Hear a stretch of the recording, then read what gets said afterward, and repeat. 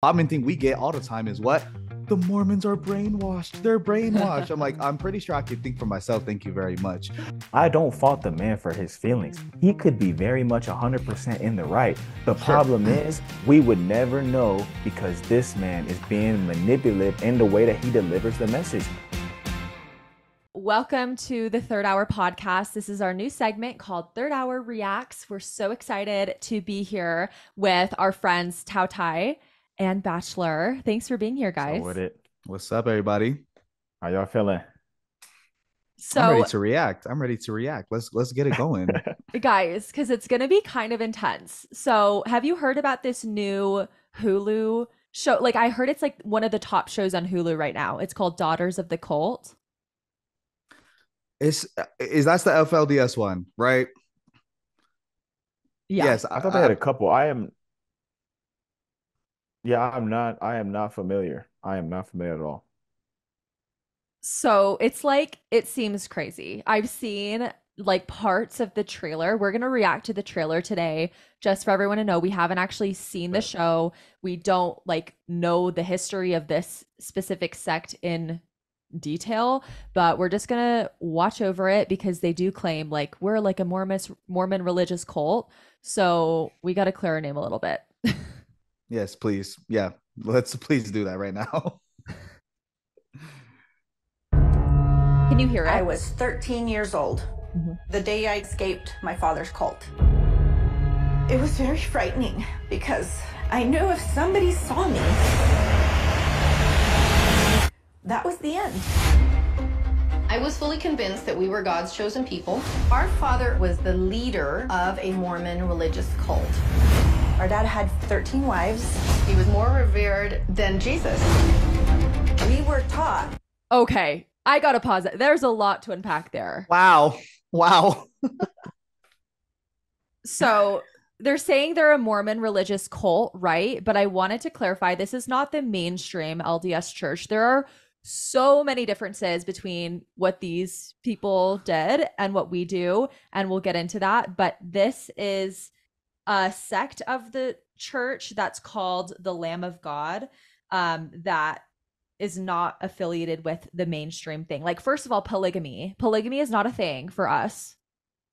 So what has stood out to you guys? Just that last line that homegirl said was out of pocket. Like, the guy was more revered than Jesus is crazy. If you're worshiping anyone other than Jesus, in my opinion, like that, you're not Christian. You know what I mean? But I mean, that's just kind of weird that they would put a man over, the Son of God, in my opinion. So red flag already right there, in my opinion. That's what I have to say so far. Yeah, I think it's. I've never attended a FLDS meeting. I've never met anybody FLDS, and I'm sure there's great people to be found everywhere. I want to preface by saying that. I think I've heard that there are many different FLDS sects out there, and so they don't even keep record.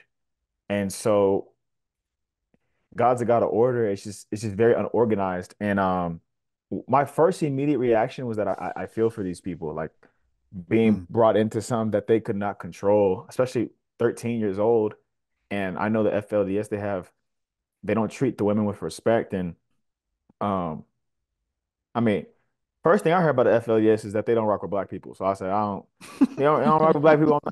Got nothing to do with me anyways. Gotta get up out of there, bro. Gotta get up out of there. But real talk, I mean, you have these young women that are trapped in this. That's actually a cult. If you look up the definition of a cult and what we in the church get accused of, they actually follow the lines of what a cult is. And that's actually crazy. Like, that people, I mean, dude, think about if you were born into a situation, like, you're going to believe everything that they tell you. All right, let's get back into it. Roll the clip. To conceal the polygamous lifestyle that we lived. It was creepy old men with very young, underage girls. He's rubbing my leg. I'm 9, and he's already starting to groom me to become his wife. He raised us to be like him. He raised us all with a gun in our hands. He used us and groomed us to kill for him.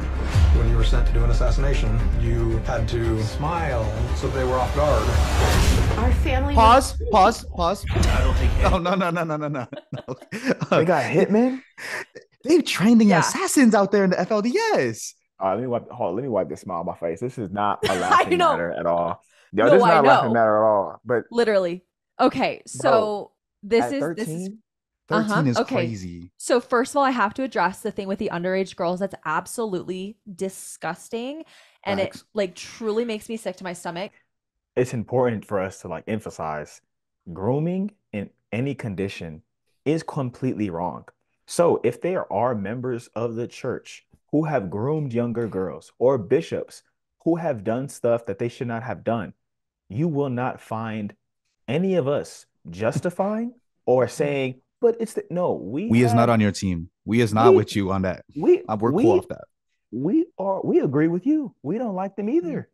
You know what I'm saying? And so I just want to Yep. make sure people understand that because they think that we're going to come to defense of the church. We don't need to Mm-mm. come to the defense of the church. We believe in obviously a gospel of morality, right? Let me give some context. So it doesn't give Thank a you, lot in the thank you. trailer. I'm sure it does more in the show. But basically, I need to clarify, this isn't all like FLDS. This is their specific sect is called the Church of the Lamb of God. Okay. And I don't know if it's still even around. I know it was around for a little while after the main leader guy died. His name is Ervil LeBaron. But basically, their justification was the blood atonement. That's why they were like out literally killing people. And it's crazy. The guy, like the main prophet guy, never actually killed anyone himself. He got other people to kill for him. Like they killed so many people. It's actually crazy. So basically, Ervil preached the concept of the blood atonement, which was that some sinners had to die in order for God to forgive them. This isn't something that the mainstream Church of Jesus Christ preaches. We believe that all sins are covered by the atonement of Jesus Christ. So we don't like practice that at all. That to me, that's clear cut. There shouldn't be any debate about that. If you're Yeah. not a believer in some form of religion, God, power, even if you're an agnostic or atheist, there's laws here. Like you still have to abide by the law of the land, bro. Like, Uh-huh. like, if you don't believe in God, cool, bro. Like Jesus wasn't real, cool. But bottom line, no strap in a 13-year-old hand. Period. Like, Yeah. like There has to be some sort of order, right? some That's what I'm sort of. saying. Has to be, bro. Has to be. All right, Mimi, Yeah, we're that's only a minute in, bro. Yeah. We're only a minute in. Okay, Let's sorry. keep going. I don't know if this reaction is gonna go well. I it's gonna go know. well, man. Sheesh. Anybody really suspected what was about to happen. It's going to be a bloodbath. Is polygamist fanatic cult or suspects in a string of slayings? He was tagged the Mormon Manson. It was a massive manhunt. Suddenly, men burst into the house with guns. It was horrifying. That's how cults work. They work by fear. This is where things get really bizarre. As if the story doesn't have enough wild twists and turns. My worst nightmares I know are coming true. It was devastating. People that didn't do what they were told were killed. The fear factor just went through the roof. Really good people were meant to do terrible things. These are assassinations. This is I'm still not understanding the parallel between this and any book of scripture. Like I'm trying to figure out like where they could Let's find still fight. What verse says this is cool? What verse says Mhm. like I can go out and do this? Sorry, real quick. Another thing that we get harped on a lot is that we're in a cult, right? We are just like these other people. And what does she say? Cults work. Their main motivator is fear, right? Mhm. Who's scared in the Mormon church? I'm not scared of nothing. No, literally. I fear nothing. So I'm not scared. I did not join this. Okay, granted, my mom and dad would, be disciplined if I didn't go to church when I was a youth. So I got scared to go to church. Yes. But I'm old. I'm grown now. So I'm cool. I'm not scared to be a part of this church. You know what I mean? Yeah, I mean, I think if anything, people would say, they would argue like I'm scared to leave because I'm scared people will like cut me off. And I do see that, and that's valid because that does happen to some people, unfortunately. But like you have to understand the church teaches to do the opposite of that. Like we are taught to love people no matter what. Don't even love them with the condition of trying to get them back. Like if someone decides to leave the church, it's like, okay, we wish you the very best. be happy. Like, we will love you still. And like, there might be some differences in, you know, what you do and stuff then, but I don't think, like, the church does not teach that we should shame or shun or cut people out of our lives when they leave the church. I don't know about you guys. I was raised a member of the church my whole life, but I still believe that I've been able to think for myself and make my own decisions. And like, now as an adult, obviously choose to continue to be a member of the church. But it's hard because, like, as parents, what do you do? It's like, I believe in the church. I'm going to raise my children in the church because that's what I believe. And I believe it's going to be good for them. So it's like, and I feel like every parent makes that decision. If you want to send your kid to a special school, if you want to start them in sports from a young age, it's like, you're going to do what you believe is best for your kids. And because this is something that I believe and has done so much good for me in my life, I'm going to do that too. So I feel like it's just so hard because people are like, you're brainwashing them from a young age. But it's also like, I guess you could say that, but like, I want what's best for my kid. And I truly believe that is what's best for him. So what do you do? Yeah. And even that term brainwashing, it's so, people need clickbait and it's so manipulative, right? You can't tell me the highest levels of performers, what in any field, right? In any entertainment field for that. Let's just keep it specific.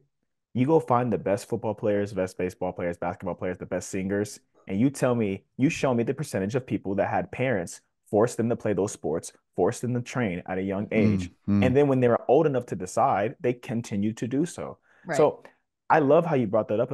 As a parent, they have to follow, there has to be some sort of order where they follow some sort of leadership, right? And for people to criticize that with our churches is crazy because I'm like, what do you want the parents to do? The parents felt like it was best for them, so for you. But Mimi, I'm curious, for you as a woman in the church, you see firsthand the criticisms that come to the church regarding women, right? You've also seen the big strides that we've made in terms of church culture with gender inequality, and it's a real thing.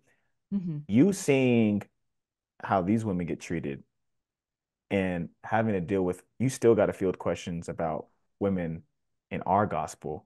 Like, how did it feel to you? Because I know me, I'm still watching it from a man's eye. You know what I'm saying? I'm still watching it like from my limited perspective. But for you, it'd be really interesting to hear how you feel about it all. It's honestly just heartbreaking. And I just feel like, knowing what I know about like daughters and sons of God, we have so much value and there's so much good that they could be doing and bringing to the world. And I just feel like women who are grown up and raised in this kind of situation aren't going to have that chance unless they're able to escape like these women did. And thankfully they're here and they can tell their story. But like, honestly, it makes me sick thinking that there are men out there who are using women to further their mission or whatever they want done, like murders, especially. Like, that is so disgusting and brainwashing. Like, we're talking about it, like, it is a real thing though. Like, I personally don't believe it happens in our specific religion, but like, it happens in cults, and it's a powerful tool that is literally used. And especially thinking about men using that brainwashing to manipulate women, it's absolutely sickening. They deserve so much better. I don't want no smoke with the FLDS.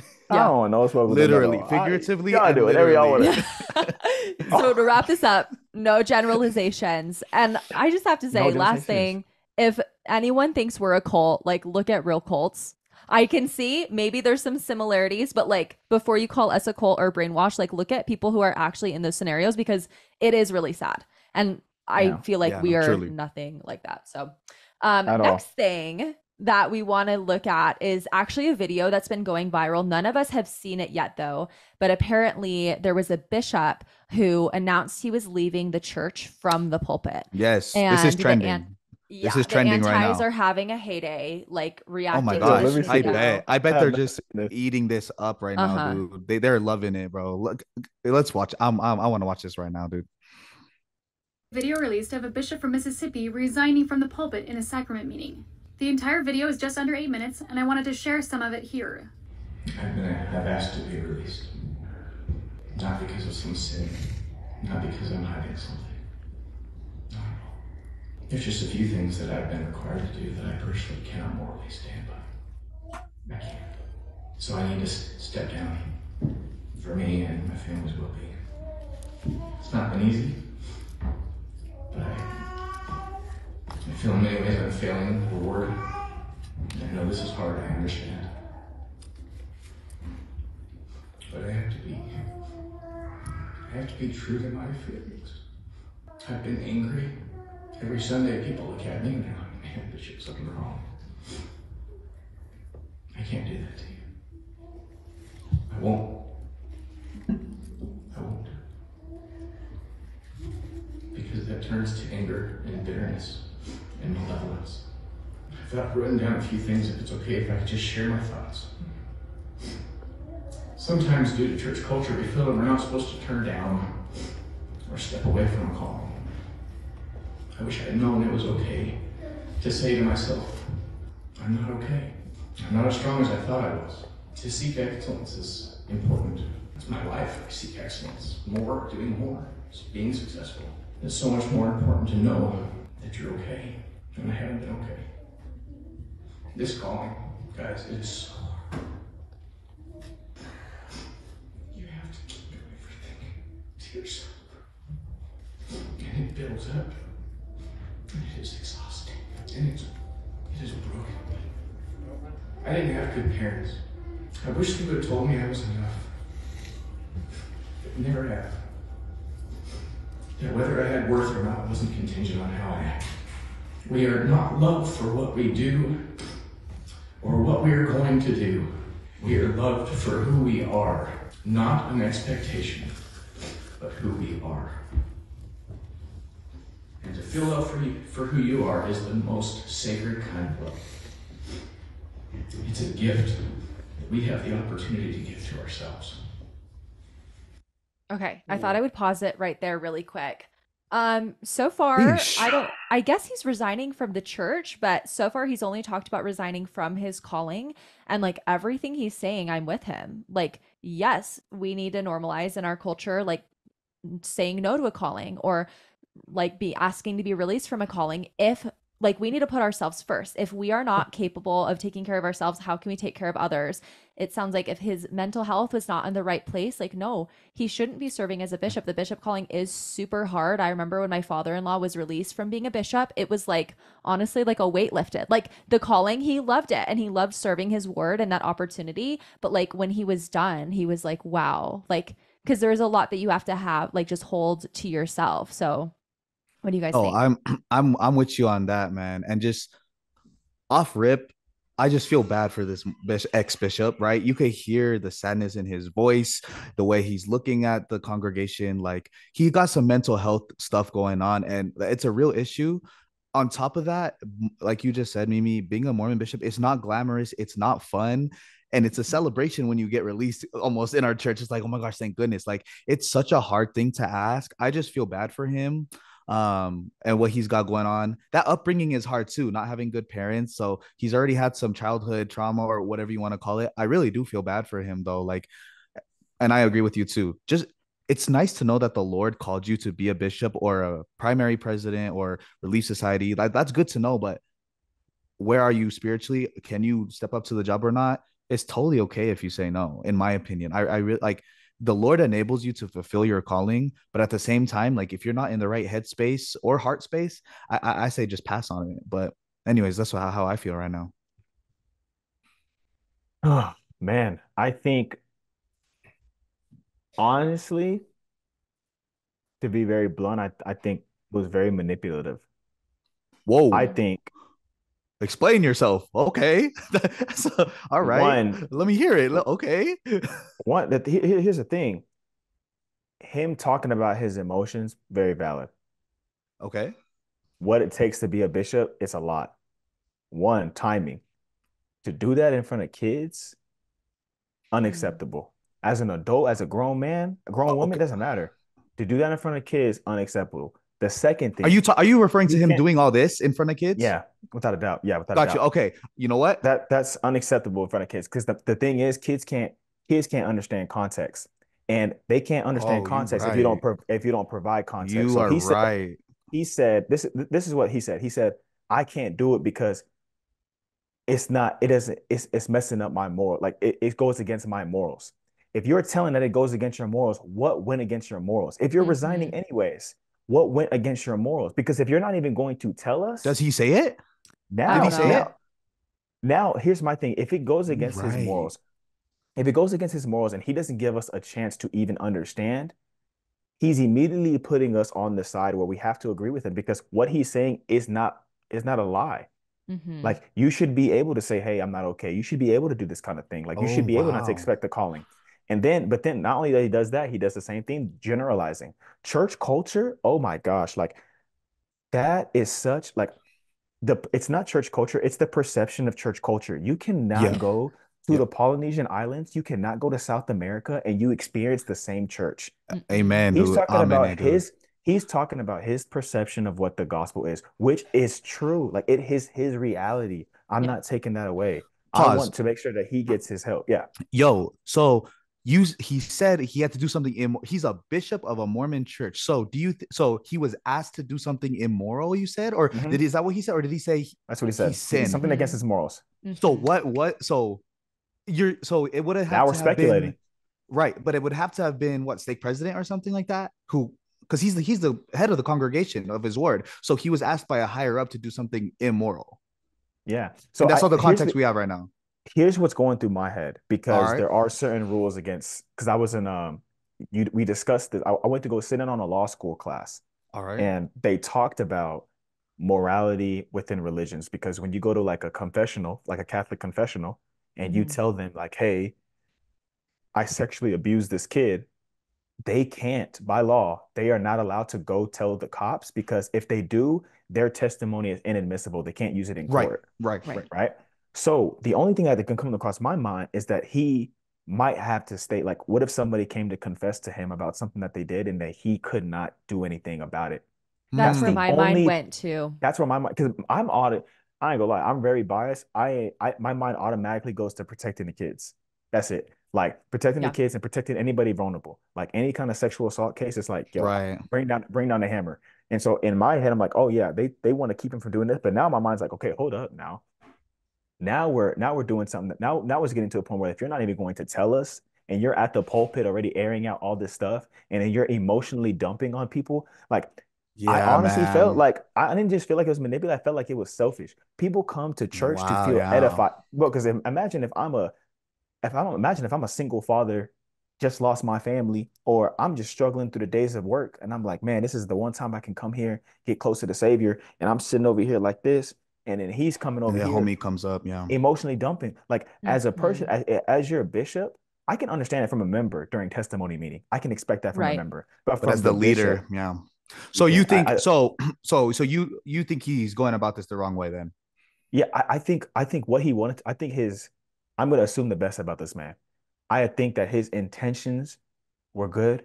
I think that he has hurt that needs to be resolved. I think that there's multiple sides to the story. So I don't put fault on him. I don't put fault on anybody else. I think there's so many pieces. There's nothing that's black and white. I just think the way that he handled it, nah, man, I'm so against that because we've all had experiences in the church that were like, hey, man, this is not cool. But to go on a pulpit and make it seem like it's a church-wide thing, also, I'm not the platform. All right, now I'm starting to kind of go. I kind of vibe it with what you're saying. Plus, I know, who's me filming? too. Who's filming?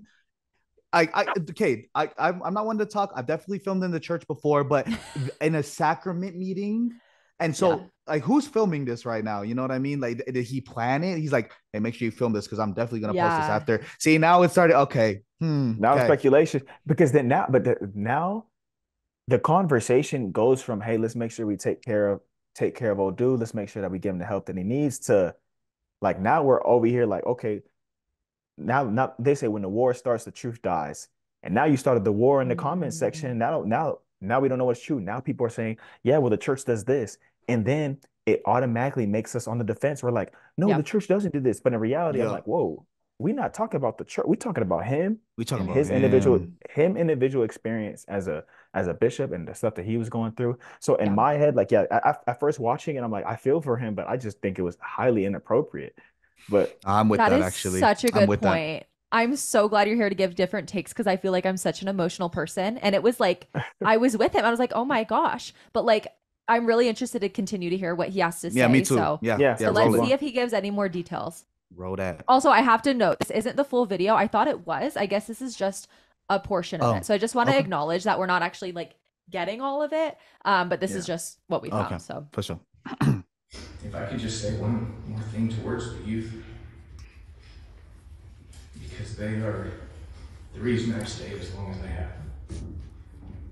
I love them.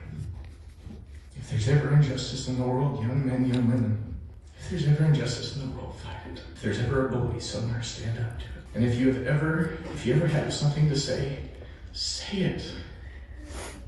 Just say it. Don't fear. Get rid of fear. And if you don't have any, and if you don't want to do that, that's okay. You're still enough. Instead of judgment, choose compassion. Instead of division, see everyone as you living a different life. And remember, maybe I'll say it like Alma, and remember, if you're enough, everyone else is too. You are redeemed. You are always forgiven, no matter what. Jesus was a man who came to know the Christ. Seek Christ. Seek only Christ.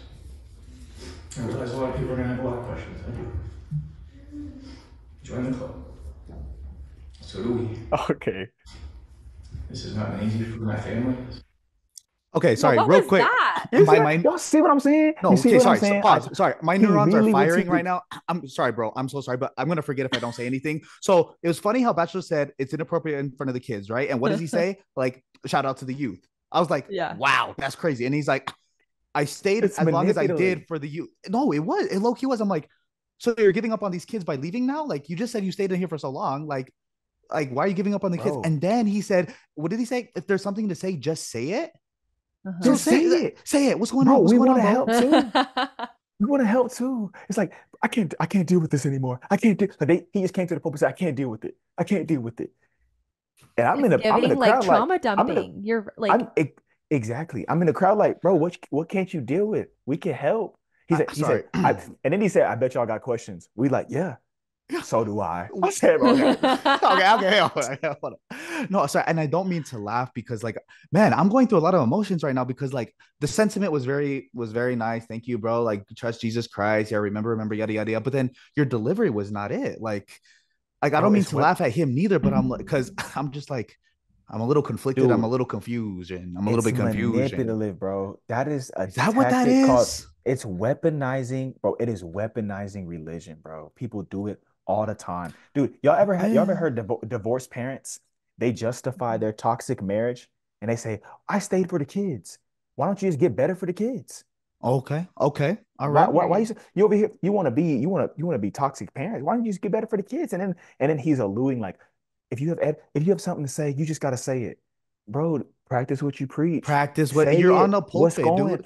Tell us. I mean, would it be better if he got up there and was like, the Book of Mormon is not true. Joseph Smith was a false prophet. Like, would that be better? I'm all about, like, if he's going to do something like that. I'm all about cut to the chase. Like, tell us how you really feel. Be authentic. Be real. So I would be totally fine if he said, I don't believe in the Book of Mormon anymore. Obviously, we've already talked about how that's inappropriate for these kids. But, like, I would much rather have, like it's like he's purpose. Maybe this is a form of manipulation. I'm not sure. But he's purposely, like, keeping us in the dark, like a mysterious type vibe. I think he's intentionally doing that for some reason, but just say how you feel. Tell us how you really feel. Say it with your chest.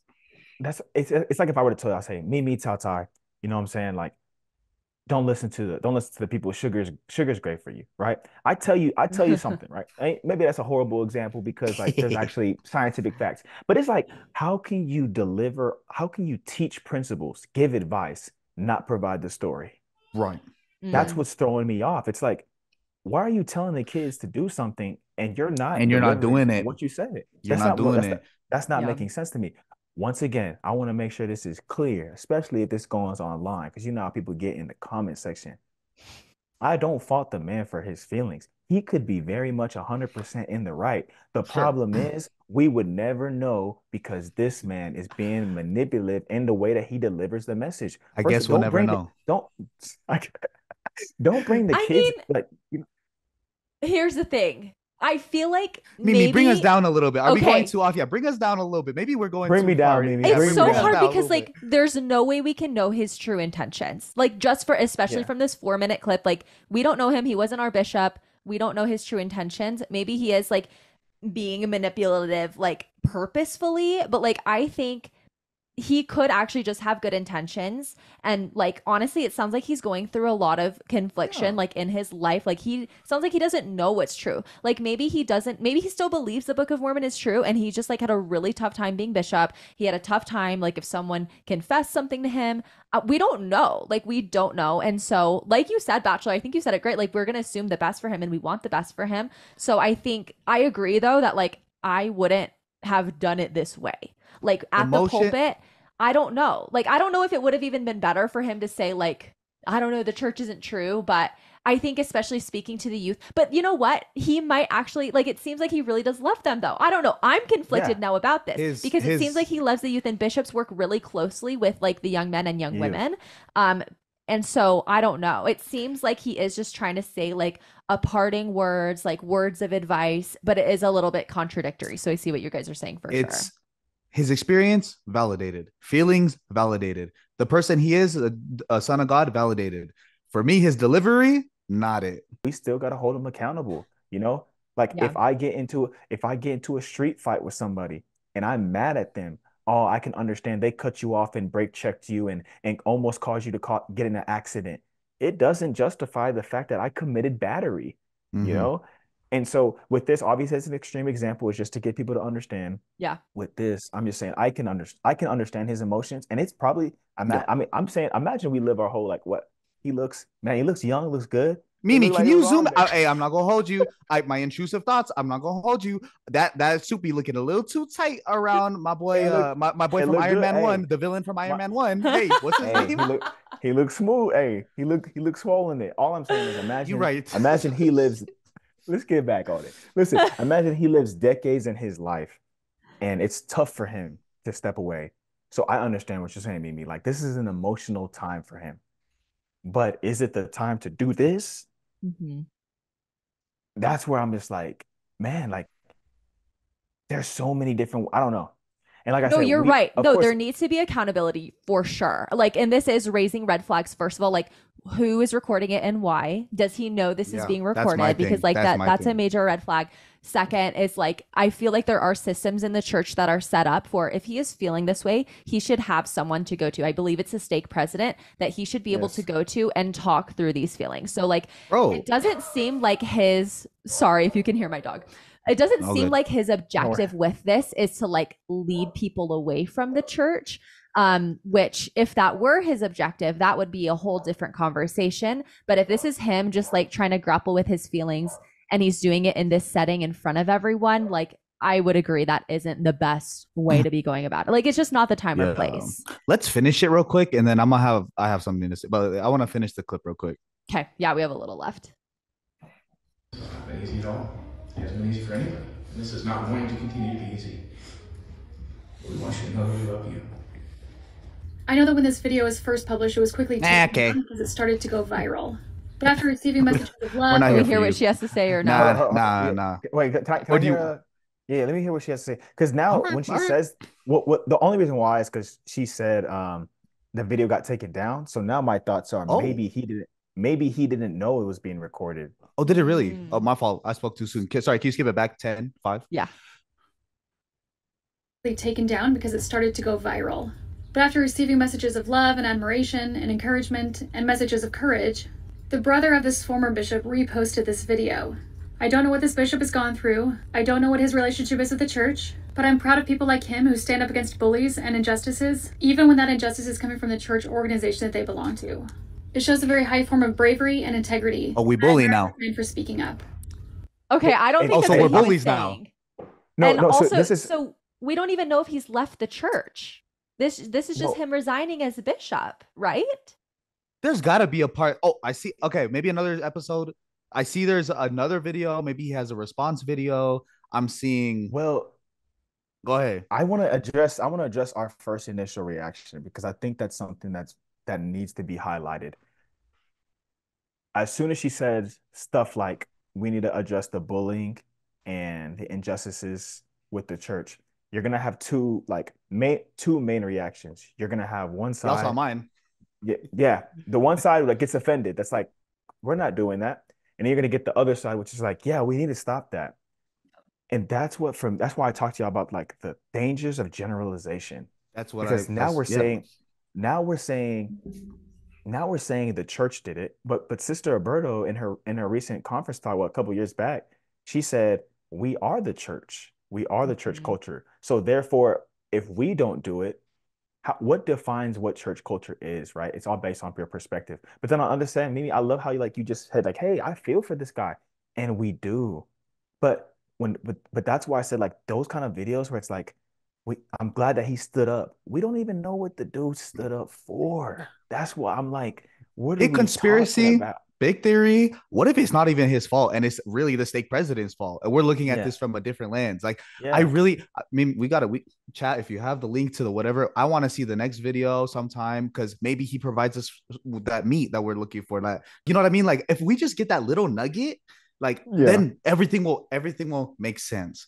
Oh, it's because somebody confessed. Oh, it's because stake president said you couldn't perform this ordinance for this specific kind of speculation right now. Yeah, speculation. Now we're asking.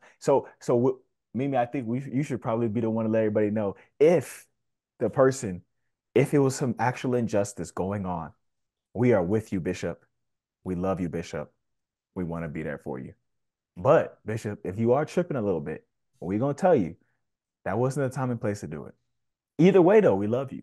Yeah. Either way, we want what's best for you. But there has to be some sort of balance. It's like, we don't know what's going on. So why is this going viral and we don't even know what's going on? Now we're in the comment section helping engagement because we don't know what to even talk about.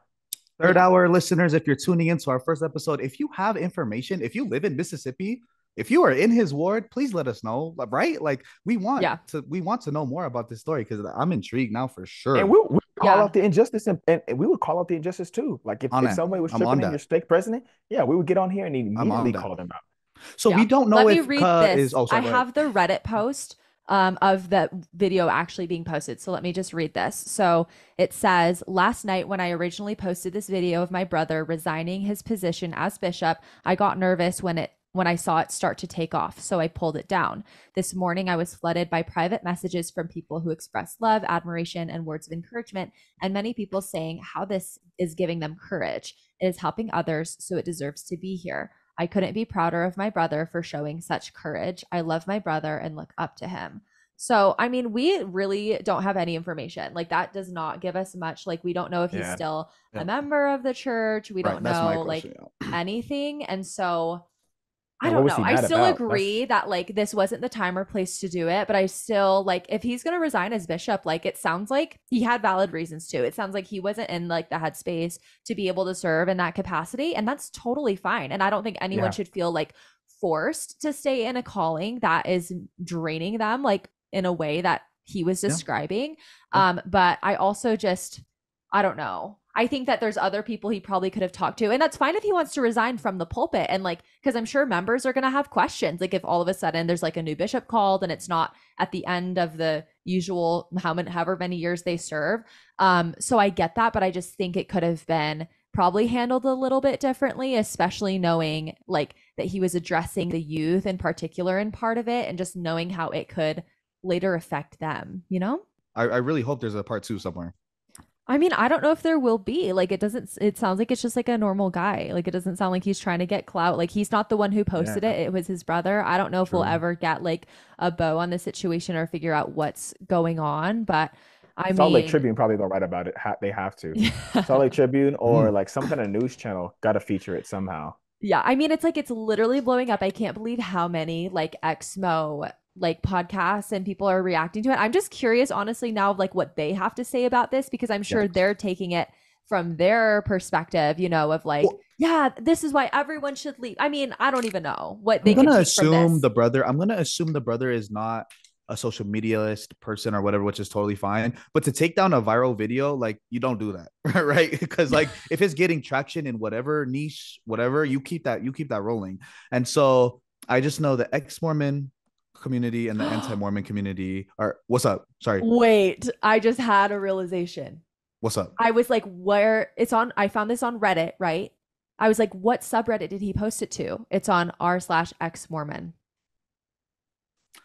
So if he's like wanting support from like members, and if he's like still a member, he probably would post it on r/LDS, which is the church one. This is on the ex-Mormon subreddit.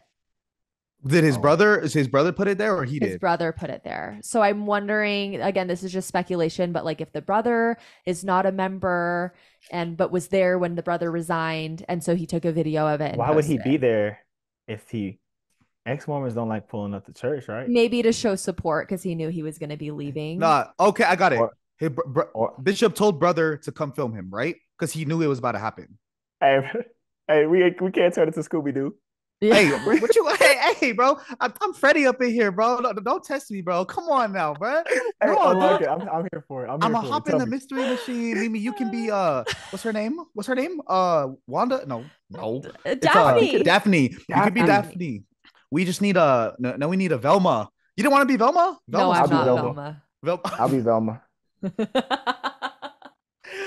I guess I could be Shaggy. Come on. Hey, I need to hear Tautai's theory because I'm actually curious now. Because if the brother showed up, did he know that the bishop was gonna say something? No, bro, 100%. If his brother posted and filmed it, Bishop knew.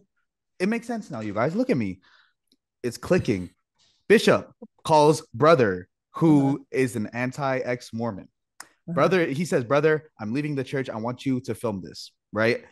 And then that is who's filming. And then he posted it to the Reddit, kind of got scared a little bit, took it down. But now, once it's posted, it's always posted. That's my kind of theory about social media. Once it's posted, it'll always be posted. No matter if you take it down, somebody screen record, somebody, whatever. I really do feel like he planned it together. That's me. I mean, even if anything, even if the bishop didn't ask him to record it, the brother could have just recorded it. But I'm sure the bishop told the brother why is he that it was going to be happening. Because he told him, and I'm sure maybe he's one of those brothers that's like been trying to get him to leave for a long time, and he's like, he's finally doing. I'm going to go show support, and records it. I think the bishop may not have known it was being recorded, but I'm sure he knows now that it's going viral. And if he wanted it down, I'm sure the brother would have taken it down. My theory is he asked his brother to film it, and I'm gonna stand on that until further notice, until proven otherwise. Bishop asked his brother to film it. Yeah. Hey, this is what we're here for. We got raw reactions. We're not here to be politically correct. We are human like everybody else. Yep. Amy gonna bless us with the outro though. Okay. Thank you guys so much for watching. Thank you, Batchlor. Thank you, Tautai. This was so fun. Like, these were kind of heavy videos. I promise we'll do more fun ones in the future, but it was great talking to you guys. If anyone sees anything that you want us to react to, send it over to the Third Hour Instagram and we will take a look. We'll see y'all there. Much love. God bless. Say your prayers.